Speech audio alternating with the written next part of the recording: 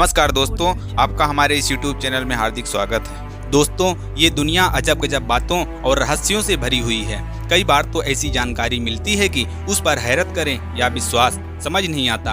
आज हम आपको भारत के 15 ऐसे ही दिलचस्प और रहस्यमय स्थानों से रूबरू कराने जा रहे हैं जो वैज्ञानिकों के लिए एक पहेली बनी हुई है और ये आपको भी अचंभित कर सकती है। पहले नंबर पर है Vitthala temple complex, Hampi, Karnataka. The musical pillars.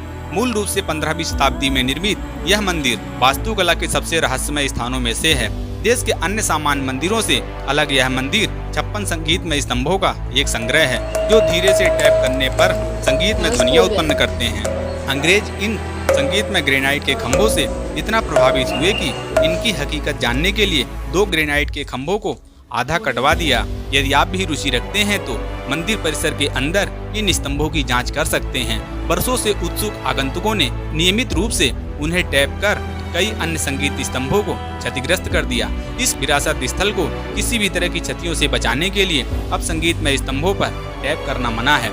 दूसरे नंबर पर है लोनार क्रेटर लेक, महाराष्ट्र। लोनार औरंगाबाद से लगभग 140 किलोमीटर दूर एक गांव, जहां एक उल्का पिंड के भूमि पर टकराने से विशाल गड्ढा निर्मित हो गया था। विश्व में एकमात्र बेसाल्टिक चट्टानों में हाइपरवेलोसिटी से यह क्रेटर बना है। इसके अंदर एक विशाल झील है जिसका पानी एक ही समय में क्षारीय और खारा रहता है। तल पर ऐसा क्या है? इसके पानी की अद्वितीय रासायनिक संरचना कई सूक्ष्म जीवों का पोषण करती है जो हमारे ग्रह पर शायद ही कहीं पाए जाते हैं। इस झील का उल्लेख स्कंद पुराण जैसे प्राचीन साहित्य में भी मिलता है। तीसरे नंबर पर है अ city of immortal beings, Gyanganj, Himalaya. Himalaya की बर्फ से ढकी चोटियां रहस्यों से भरी हैं। ऐसा कहा जाता है कि यहाँ अमर प्राणियों की आत्माओं के निवास करने का एक रहस्यमय शहर है जिसे ज्ञानगंज, शामबाला, सिद्धाश्रम या शांग्रीला नामों से जाना जाता है। यह माना जाता है कि यह स्थान दृष्टि और मॉडर्न मैपिंग टेक्नोलॉजी जैसे गूगल मैप में भी छुप जाता है। यह स्थान स्वयं को छलावरण द्वारा पूरी दुनिया से अलग रखता है। किंवदंतियों के अनुसार यहाँ रहने वाले अमर प्राणियों ने केवल सूक्ष्म रूप से दुनिया की कार्यप्रणाली को प्रभावित करते हैं, बल्कि सभी धर्मों की कई गुप्त आध्यात्मिक शक्तियों की रक्षा भी करते हैं। देवताओं, यक्षों, गंधर्वों, सिद्ध पुरुषों का निवास इसी क्षेत्र में पाया जाता रहा है। प्राचीन काल में हिमालय में ही देवता रहते थे। यहीं पर ब्रह्मा, विष्णु और शिव का स्थान था और यहीं पर नंदन कानन वन में इंद्र का राज्य था। स्वर्ग की 2 स्थितियां बताई गई हैं, पहली हिमालय में और दूसरी कैलाश पर्वत के कई योजन ऊपर। यहीं पर मानसरोवर है और इसी हिमालय में अमरनाथ की गुफाएं हैं। हिमालय में यति जैसे कई रहस्यमय प्राणी रहते हैं। भारत और चीन की सेना ने हिमालय क्षेत्र में ही एलियन और UFO को देखने का दावा किया है। तीसरे नंबर पर है भानगढ़ किला, Rajasthan. Most haunted place in India. Bhangarh किला राजस्थान में एक गतिविधि का केंद्र था। किंवदंतियों के अनुसार यह इतना सुंदर था कि जयपुर के गुलाबी शहर को इसके डिजाइन के बाद बनाया गया था। हालांकि किले के अच्छे दिन जल्द ही समाप्त हो गए और अब भानगढ़ किले को भारत के सबसे प्रेत बाधित भूतिया स्थानों में से एक के रूप में मान्यता प्राप्त है। यहाँ तक कि आर्कियोलॉजिकल सर्वे ऑफ इंडिया का बोर्ड भी लगा रखा है जिसमें सूर्यास्त के बाद और सूर्योदय के पहले पर्यटकों का प्रवेश प्रतिबंधित है। लोगों का मानना है कि यह जगह एक जादूगर की बुरी आत्मा का घर है जिसे भानगढ़ की राजकुमारी से प्यार था। पर्यटकों को परिसर में प्रवेश करने के बाद असहज महसूस होते देखा गया है। ऐसा नहीं है कि लोगों ने रात में जाने और रुकने की सोचा, पर कुछ तो मारे गए या गायब हो गए या फिर डरावनी गतिविधियों और आवाज के कारण रह नहीं पाते हैं। 5वें नंबर पर है अजंता एलोरा की गुफाएं, महाराष्ट्र। आर्कियोलॉजिस्टों के अनुसार इसे कम से कम 4000 वर्ष पूर्व बनाया गया था। 40 लाख टन की चट्टानों से बनाए गए इस मंदिर को किस तकनीक से बनाया गया होगा, यह आज की आधुनिक इंजीनियरिंग के बस की बात नहीं। माना जाता है कि एलोरा की गुफाओं के नीचे एक सीक्रेट शहर है। आर्कियोलॉजिकल और जियोलॉजिस्ट की रिसर्च से यह पता चला है कि ये कोई सामान्य गुफाएं नहीं हैं। इन गुफाओं को कोई आम इंसान या आज की आधुनिक तकनीक नहीं बना सकती। यहाँ ऐसी सुरंग है जो इसे अंडरग्राउंड शहर में ले जाती है। 6ठे नंबर पर है महाबलीपुरम। यह नगर बंगाल की खाड़ी पर चेन्नई, भूतपूर्व मद्रास से 60 किलोमीटर दूर स्थित है। इसका एक प्राचीन नाम बाणपुर भी है। यह पूर्वोत्तर तमिलनाडु राज्य में स्थित है। महाबलीपुरम तमिलनाडु के कांचीपुरम जिले में है। यह एक ऐतिहासिक रहस्यमय नगर है। यहाँ का प्रथम राजा बलि था, इसलिए इसका नाम महाबलीपुरम है। हालांकि यह नगर कई बार उजाड़ हो गया, लेकिन मध्यकाल में इसे पल्लव राजाओं ने फिर से इसे आबाद किया। वामन भगवान ने दैत्यराज बलि को पृथ्वी का दान इसी स्थान पर दिया था। इससे इस नगर की प्राचीनता का अनुमान लगाया जा सकता है। यहाँ पर विशालकाय और अद्भुत मंदिरों की एक श्रृंखला है, जिसका एक भाग अब समुद्र में समा गया है। यहाँ सैकड़ों मंदिर और गुफाएं हैं, जो अपने आप में एक रहस्य है। दुनिया भर से लाखों पर्यटक इस शहर को देखने के लिए आते हैं। 7वें नंबर पर है कन्याकुमारी। कन्याकुमारी हिंदुओं का एक प्रमुख तीर्थ स्थल है। कन्याकुमारी तमिलनाडु राज्य का एक शहर है। दक्षिण भारत के महान शासकों चोल, चेर, पांडे के अधीन रहा। यह मध्यकाल में विजयनगरम साम्राज्य का भी हिस्सा रहा। कहा जाता है कि भगवान शिव ने असुर बाणासुर को वरदान दिया था कि कुमारी कन्या के अलावा किसी के हाथों उसका वध नहीं होगा। प्राचीन काल में भारत पर शासन करने वाले राजा भरत को 8 पुत्री और 1 पुत्र था। भरत ने अपने साम्राज्य को 9 बराबर हिस्सों में बांटकर अपनी संतानों को दे दिया। दक्षिण का हिस्सा उनकी पुत्री कुमारी को मिला। कुमारी शिव की भक्त थी और भगवान शिव से विवाह करना चाहती थी। विवाह की तैयारियां होने लगी, लेकिन नारद मुनि चाहते थे कि बाणासुर का कुमारी के हाथों वध हो जाए। इस कारण शिव और कुमारी का विवाह नहीं हो पाया।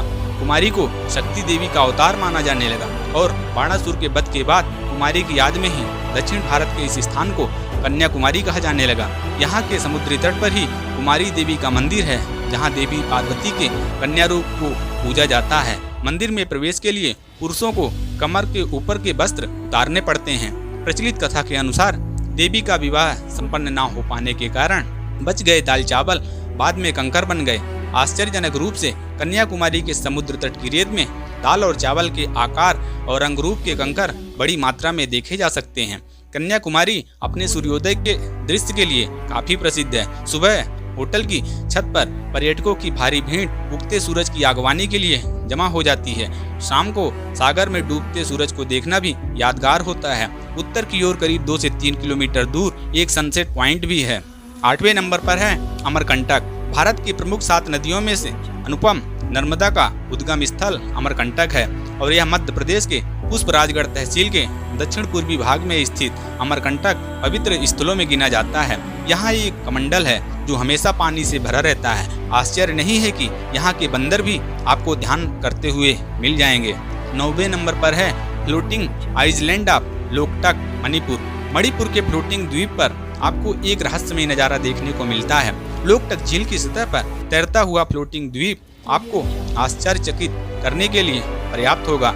ये द्वीप फुमदी के रूप में जाने जाते हैं, जो वनस्पतियों, मिट्टी और कई अन्य कार्बनिक पदार्थों के समूह हैं। और कुछ तैरते हुए द्वीप समूह इतने बड़े हैं कि उन पर कई रिसोर्ट बनाए गए हैं। 10वें नंबर पर है कुंभलगढ़ फोर्ट, राजस्थान। आपने चीन की महान दीवार के बारे में तो सुना होगा, वैसे ही आपको जानकर हैरानी होगी कि कुंभलगढ़ किला भी एक विशाल दीवार को समेटे हुए है, जो कुंभलगढ़ किले की परिधि के आसपास बनी है, जो 36 किलोमीटर की दूरी पर बनी हुई है। आपको यह जानकर भी हैरानी हो सकती है कि इसकी चौड़ाई इतनी है कि 8 घोड़े एक साथ दौड़ सकते हैं। यह चीन के बाद दुनिया की दूसरी सबसे बड़ी दीवार है। इसके अलावा यह अभी भी अधिकांश खोजकर्ताओं के लिए रहस्यमय बनी हुई है। किंवदंतियों के अनुसार इस दीवार को किले के अंदर स्थित 3000 मंदिरों की रक्षा के लिए बनाया गया था। 11वें नंबर पर है living tree bridge, Meghalaya.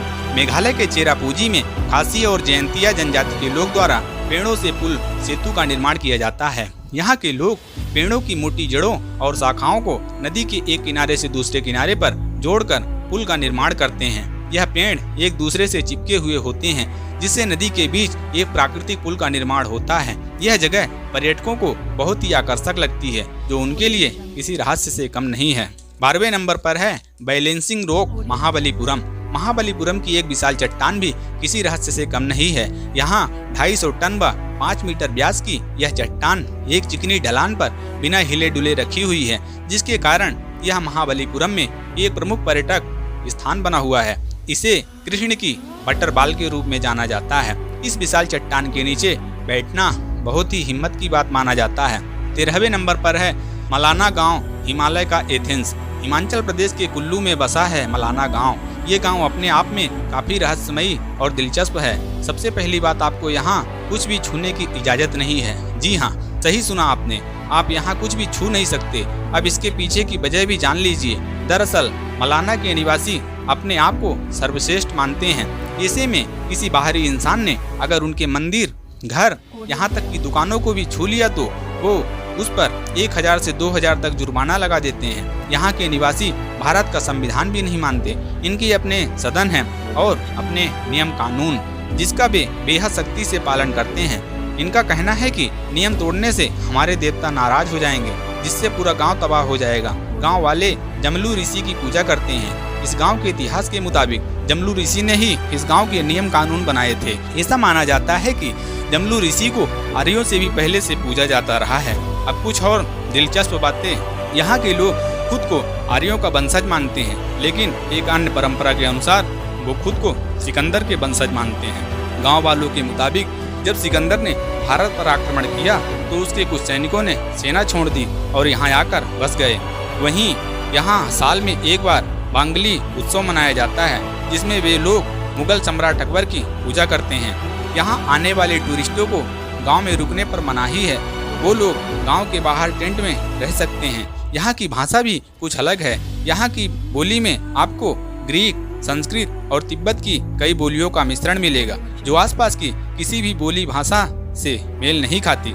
14वें number पर है टिलपेटक गांव, जहां इंसान से लेकर पशु पक्षी सब अंधे हैं। जहां जोपोटेक नाम की जनजाति रहती है। इस जनजाति के सभी लोग अंधे हैं। इतना ही नहीं, यहाँ के जानवर से लेकर पंछी तक सबकी आंखों की रोशनी खत्म हो चुकी है। दरअसल यहाँ पैदा होते वक्त तो सभी बच्चे सही सलामत और स्वस्थ होते हैं, मगर कुछ दिन बाद ही वो दृष्टिहीन हो जाते हैं। यहाँ के निवासी अपने इस अंधेपन के पीछे की वजह एक श्रापित पेड़ को मानते हैं। उनके मुताबिक लाबजुएजा नाम के इस पेड़ को देखने के बाद इंसान से लेकर जानवर तक सब अंधे हो जाते हैं। हालांकि वैज्ञानिकों ने इस कारण को नकारते हुए बताया कि यहाँ के अंधेपन के पीछे की वजह एक खास किस्म की काली मक्खी है, जो काफी जहरीली होती है। इसके काटने पर इसका जहर शरीर में फैल जाता है, जिसका सबसे पहला असर आंखों की नसों पर पड़ता है। इस गांव की एक और खास बात यह है कि यहाँ किसी भी घर में खिड़कियां नहीं हैं। इस गांव में तकरीबन 70 झोपड़ियां हैं, जिसमें करीब 300 लोग रहते हैं, लेकिन किसी भी घर में कोई खिड़की नहीं है। इसके पीछे की वजह भी इनका अंधापन है। आंखों की रोशनी चले जाने के बाद इन्हें सूरज की रोशनी से कोई फर्क नहीं पड़ता, जिस कारण यहाँ किसी भी झोपड़ी में कोई खिड़की नहीं है।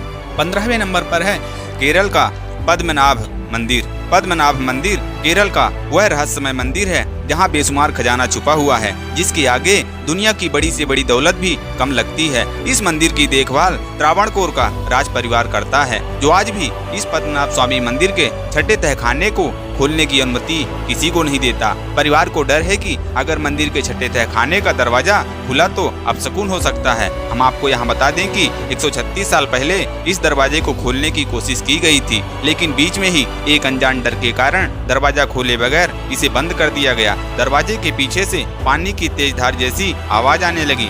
ऐसा लगा मानो दरवाजे के पीछे समंदर उफान मार रहा है। इसके चलते वहाँ के पुजारी बुरी तरह से डर गए थे। उन्हें ऐसा लगा कि सर्वनाश बेहद ही करीब है। 136 साल का वक्त गुजर चुका है, लेकिन पद्मनाभ मंदिर के छठे दरवाजे का राज अब तक राज ही है। राज परिवार के एक सदस्य के मुताबिक छठे तहखाने में एक गुप्त सुरंग है, जो सीधे समंदर से मिलती है। इस तहखाने में कई ऐसे राज दफन हैं जिन्हें उजागर करना अच्छा नहीं है। कहा जाता है कि इस सुरंग में एक विशालकाय, कई सिरों वाला किंग कोबरा और नागों का झुंड है, जो इस खजाने की हिफाजत करते हैं। दोस्तों, भारत के रहस्यमय स्थानों का पार्ट 2 का यह वीडियो कैसा लगा कमेंट्स करके जरूर बताएं। इसके पार्ट 1 की लिंक डिस्क्रिप्शन में दे दूंगा।